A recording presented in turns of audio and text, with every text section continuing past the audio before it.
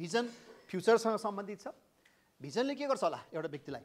Vision चाहिँ भविष्यप्रति तपाईँले देखेको ठुलो तस्बिर हो।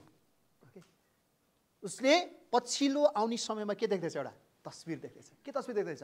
यति ठाउँमा ब्रान्च भइरहेको, यति प्रकार मेरो सामान्य बिक्री भइरहेको, यतिजना रोजगारीहरू पाइराखेको, यति धेरै मानिसहरूले मेरो समस्याको समाधान पाइराखेको। ओके, भनेपछि भविष्यमा तपाईँले देखेको तस्बिर हो। त्यो तस्बिरले के गर्छ? तपाईँलाई लिडिङ स्टार काम गर्छ नि त, डिरेक्सन दिन्छ नि त, अगाडि बढ्नलाई सहायता गर्छ नि त। भिजन भन्दै गर्दाखेरि तपाईँ र मैले प्राप्त गर्न खोजेको अन्तिम लक्ष्य, पुग्न खोजेको अन्तिम गन्तव्य, ओके, ल्याउन खोजेको अन्तिम प्रभाव, त्यो चाहिँ के हो? तपाईँको मेरो भिजन हो।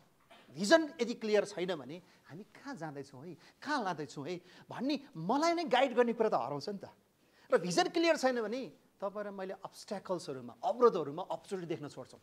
समस्यामा समाधानमा अगाडि बढ्नलाई पनि के लाग्छ? अल्मलिन्छौँ, यहीँ बस्छौँ। तर भिजनले मलाई प्रेरणा दिन्छ, मलाई उत्साह दिन्छ। र भिजन आफैमा के हो? मेरो लागि प्रेरणाको स्रोत हुनसक्छ। अनि तपाईँलाई मात्र होइन, कसलाई दिन्छ होला? भिजनले। भिजन हुँदै गर्दा तपाईँको टिम पनि के हुन्छ होला? उत्साहित हुन्छ। तपाईँको समूहले पनि के पाउँछ? ए, हामी यहाँ जाँदैछौँ है, यहाँ पुग्दैछौँ है, यसो गर्दैछौँ है भन्ने कुरा तपाईँसँग जोडेकाहरूले पनि भिजनबाट प्रभाव पर्छ।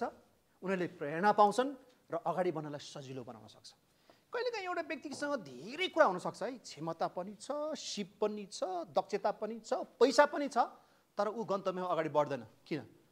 गन्तव्य सोचे होइन नि त उसले। अब म कहाँ पुग्दैछु, कहाँ जाँदैछु?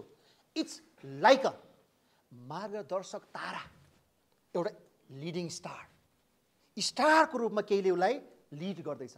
तपाईँ क्लियर भएन भने सबै कुरा भयो। हिजो जहाँ चाहिँ आज नि ती छ नि त, भोलि पनि ती छ नि हो। किन भन्दाखेरि उसले मैले पुग्न पनि के देखेन? उसले गन्तव्य देख। दर्शन बिना मानिसहरू हराइराखेका छन्, नाश भइराखेका छन्। यसको अर्थ के? पाउन पनि पिक्चर नभएको कारणले त उनीहरू सबै कुरा गरेका छन्, तर बिचमै हराइराखेका छन् नि त। किन हराए? त्यो लिडिङ स्टार नै छैन नि त मलाई। त्यो ड्राइभ गर्ने मेरो त्यो मार्गदर्शक तारा नै त्यो मिस भयो भने के भयो? अगाडि बढ्न सकेन नि त। त्यो कारणले त भिजन इज भेरी इम्पोर्टेन्ट। भिजनले के गर्दैछ? तपाईँलाई उत्साह दिन्छ। भिजनले के गर्छ? तपाईँलाई अगाडि बढ्नलाई सहायता गर्छ। भिजनले के गर्छ? अरूलाई पनि उत्साह सहभागी गर्न सहायता गर्छ। वास्तवमा भिजन तपाईँको अगुवा बन्छ। भिजन तपाईँले तयार गर्नुभयो है, तर त्यही भिजनले फेरि तपाईँलाई डढाउँछ कि हो कि होइन? भन्नुहोस् त। भिजन कसले सुरु गरे? मैले नै भिजन बनाएँ, तर त्यही भिजनले फेरि मलाई के गर्छ? अब यस, म बिहान उठ्नै पर्छ, यहाँ जानै पर्छ। किन? मेरो यो भिजन पुरा गर्नको लागि त्यही भिजनले मलाई एउटा लक्ष्यमा डोर्याउने एउटा आधार बन्न सक्छ। ओके, मेरो जीवनको लिडर मै हुँ, यसको अर्थ मै होइन कि मैले प्राप्त गरेको भिजन हो नि त, पुग्नु खोजेको ठाउँ हो नि त। तर भिजन बिना चाहिँ एउटा व्यक्तिले अगुवा गुमाइराखेको हुनसक्छ। कसलाई अगुवाई गर्ने? ऊ आफूलाई अगुवाई गर्ने चाहिँ छैन। भन्नुहोस् त, अगाडि जानु पऱ्यो नि त। भनेपछि मेरो अगुवा को काम गर्दो रहेछ? भिजनले काम गर्न सक्दो रहेछ। र अर्को चाहिँ मुख्य कुरा के भन्दाखेरि मेरो दर्शनले मलाई प्रेरणा दिन्छ। म कहिलेकाहीँ थाक्छु होला, कहिलेकाहीँ अल्मल्छु होला, बिचमा अप्ठ्यारो आउँछ, तर जब भिजन सम्झिन्छु नि मलाई, त्यो भिजनले फेरि पनि मलाई के दिन्छ? ऊर्जा दिन्छ। त्यो भिजनले फेरि मलाई प्रेरणा दिन्छ र अगाडि बढ्छु। भिजन बिना मेरो लागि प्रेरणाको स्रोतै हुँदैन वास्तवमा। जे कुराले नि कहिलेकाहीँ मलाई दिक्क मानेर दिनमा त्यत्तिकै बोरिङ भइरहेछ। किन? केही भएको छैन तर बोरिङ भएको छ। किन? भिजन क्लियर नभएर, पुग्ने ठाउँ स्पष्ट नहुँदै गर्दाखेरि म चाहिँ हराइराखेको हुनसक्छु। यो कारणले त तपाईँ र मेरो जीवनको अर्थ र जीवनको प्रभावकारिता त्यहाँ हुन्छ जब हामी के देख्छौँ? We are clear about vision. मैले प्राप्त खोजेको अन्तिम लक्ष्य, पुग्न खोजेको अन्तिम मेरो गन्तव्य, ल्याउन खोजेको मैले प्रभाव, त्यो चिज चाहिँ अब कसरी प्रस्तुत गर्ने होला? कहिलेकाहीँ भिजन मेबी पहिला सुरुमा तपाईँको विचारमा माइन्डमा क्लियर हुन्छ, त्यसपछि कहिलेकाहीँ माइन्डमा आएको विचारलाई के गर्नुहुन्छ होला? कुनै वाक्यमा लेख्नुहुन्छ होला। कसैको लागि एउटा शब्द नै भिजन बन्न सक्छ कि होइन र?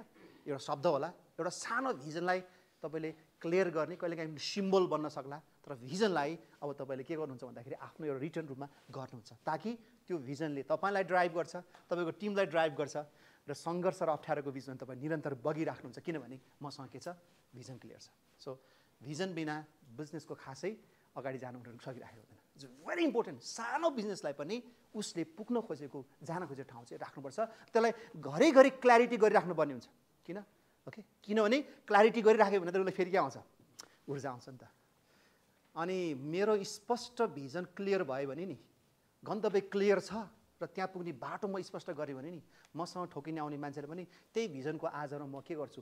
जाँचबुझ गर्छु र मेरो छेउमा मसँग जोडिने मान्छे गलत पर्दैनन् कि। किन? हामी सही किन छौँ भन्दा हामीसँग कमन के छ, क्ल्यारिटी, भिजन क्लियर छ नि त। तर भिजन स्पष्ट भएन भने कहिलेकाहीँ भिजनै नभएको मान्छेहरू कहाँ कहिलेकाहीँ म के हुन सक्छु, पुग्न सक्छु। र मान्छे साँच्चै गन्तव्यमा अगाडि बढ्दैछ भन्ने प्रमाण के हो भन्दा उसँग क्लियर भिजन छैन। अनि त्यही भिजनले जब अर्को भिजनले भेट्नुहुन्छ नि, अनि तपाईँको समय, तपाईँको इनर्जी, तपाईँको स्ट्रेन्थ के हुन्छ, खेर फाल्नेवाला छैन। भिजन बिनाको कहिलेकाहीँ स्ट्रेन्थ धेरै छ तर पनि खर्च प्रयोगमा आउँदैन कि, जानेको छ तर पनि प्रयोगमा आएको छैन। किन?